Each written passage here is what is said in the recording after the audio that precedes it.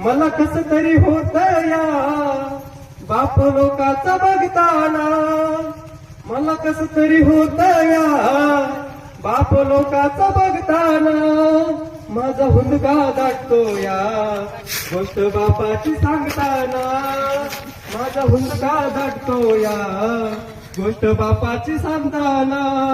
कमीच खवाटी फाटलेलं सुई दोऱ्याने शिवलेलं, कमीच खवाटी फाटलेलं सुई दोऱ्याने शिवलेलं, माझ्या बापाच्या धोतराला सदा तिगाळ जोडलेलं.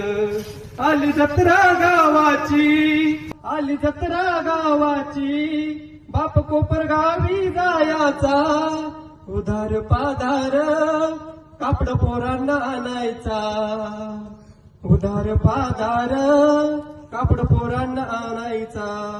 चूल पेटत नवती दिस दिवस घराला, चूल पेटत नवती दिस दिवस घराला. पाहिजे भरधान्यासाठी बाप गावात फिरला, पाहिजे भरधान्यासाठी बाप गावात फिरला. आमचं दुखल खूपलं, आमचं दुखल खूपलं, बाप डॉक्टर दावायचा, घेऊन पाटकोळी बाप डॉक्टर दावायचा. बाप मनात झुरायचा, लग्न लेकीच करीन, बाप मनात झुरायचा, लग्न लेकीच करीन. सांगा ढोंगा सुट्यासाठी शेतमळ्याला विकीन, असं कनवाळू बाप जेव्हा सोडून या गेला. आमच्या संपूर्ण ठोंबरे कुटुंबावर प्रेम असणारे आमचे दादा, आमचे बाबा, खरंच आमचा कनवाळू बाप जेव्हा सोडून या गेला, आमच्या ठोंबरे परिवाराचा जीव कसा विसाव झाला.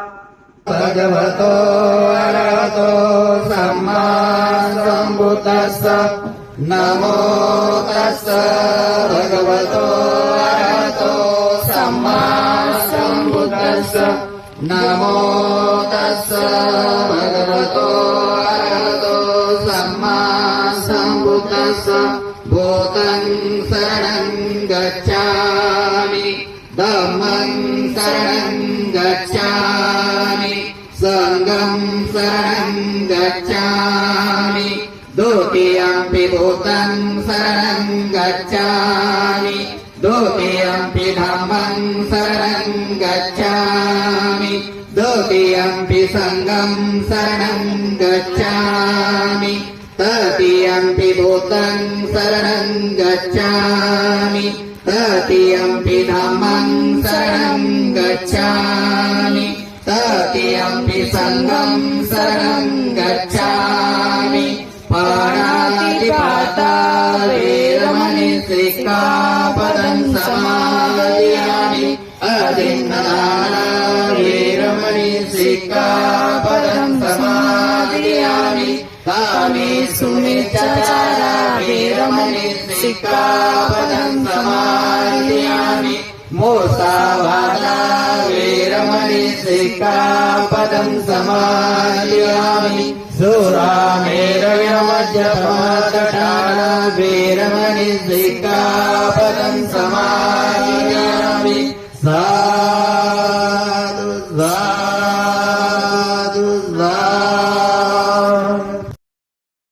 परोका विनाशाय भविदिकायुदायकम्, सबदुःखा विनाशाय भविनिपान सन्दिके बन्धे अनगङ्गत्वा परितं मृतमङ्गलम्. समन्ता चक्रवालेषु अत्र गच्छन्तु देवता सदम्म मुनिराजस्य सुनन्तो सकमोकल धम्मस ईमाय धम्मानुदमपडिपत्य धम्मं भुजेमि, ईमाय धम्मानुदमपडिपत्य संघं भुजेमि.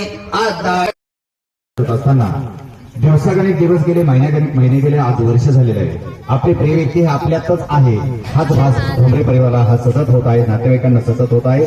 आणि त्या अनुषंगानं ठोंबरे परिवाराला ह्या प्रथम माया ममतेचा सागर या पंचत्वात विलीन झालेला आहे. मी माझ्या रणशूर परिवाराच्या वतीनं जे बुद्धिस्ट सोसायटी ऑफ इंडिया धम्म संस्थेच्या माध्यमातून आणि आपल्या सर्वांच्याच वतीनं आदरणीय ठोंबरे दाजींना या ठिकाणी अखेरच्या आदरांजली.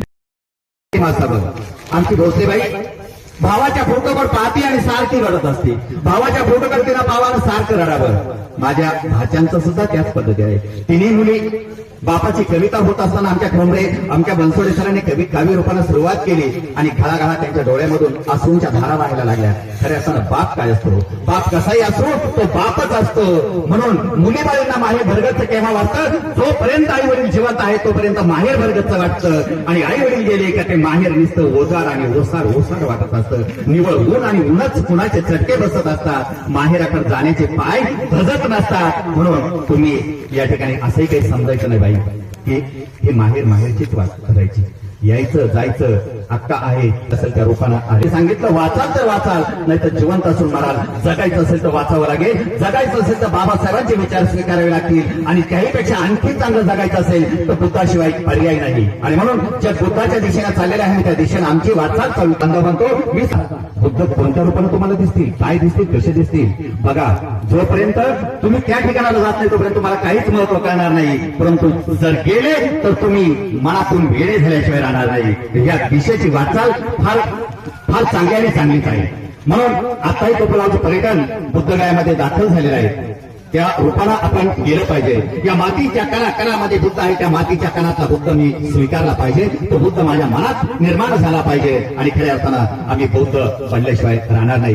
नुसतं कार्यक्रमापुरत बौद्ध बनू नका, नकली बौद्ध बनू नका. विचारानं बौद्ध व्हा, आचरणानं बौद्ध व्हा. जो ज्याला व्हायचं शुद्ध त्याने सिंपल जीवन पंचतत्वात विलीन झालेलं आहे. त्या व्यक्तीनं जे जीवन जगलं खऱ्या अर्थानं साधं सिंपल जीवन, एकदम साधं सिंपल. कसल्याही प्रकारचा अहंकार नाही, कसल्याही प्रकारचा गर्व नाही. गर्व काय करावा? गर्व काय? त्यामध्ये आमचे गर्व. बाप हा बाप असतो. बाप हा संयमाचा घाट असतो. आई हा मायेचा आधार असते. आई भाई मोकळून काही गोष्टीला रडत असते. पण बाप तो धीरोदत्त पद्धतीनं आपल्या मनामध्ये काही गोष्टी साठवत असतो, पेरवत असतो. मुलीचं जर लग्न करून दिलं आणि लग्न झाल्याच्या नंतर ती जर माहेर सासरला गेली नांदायला आणि नांदून सासरून जर घरी आली माहेराला परत, तर ती आई आपल्या आई ती मुलगी आपल्या आईजवळ पहिलं मन मोकळं करते. काय करते म्हणते? आई खरंच तुमच्यासारखेच माझे सासू सासरे आहेत.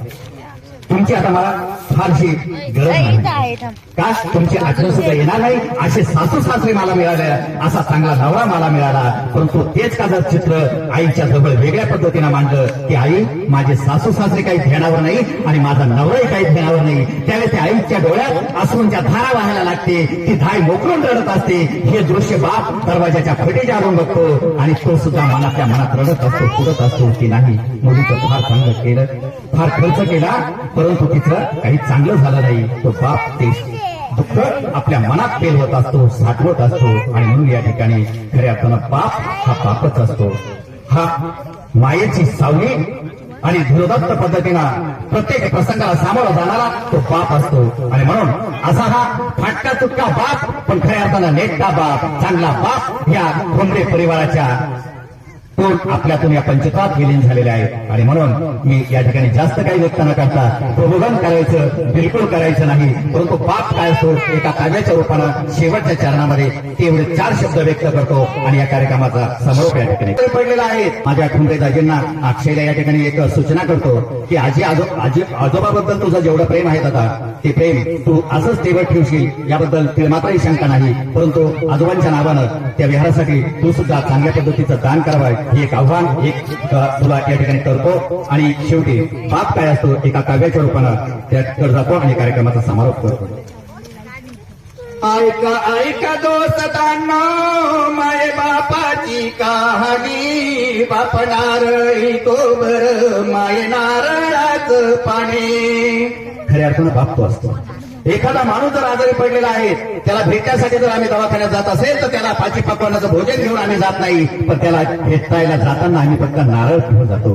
हे नारळाचं पाणी काय आहे? हे नारळाचं पाणी म्हणजे आई वडिलांचं माया ममता आहे. आणि म्हणून असा हा माया ममतेचा सागर या पंचतत्वात विलीन झालेला आहे. मी माझ्या रणशूर परिवाराच्या वतीनं the Buddhist society of India धम्मसंस्थेच्या माध्यमातून आणि आपल्या सर्वांच्याच वतीनं आदरणीय ठोंबरे दाजींना या ठिकाणी अखेरची आदरांजली व्यक्त करतो आणि माझे 2 शब्द या ठिकाणी संपवतो.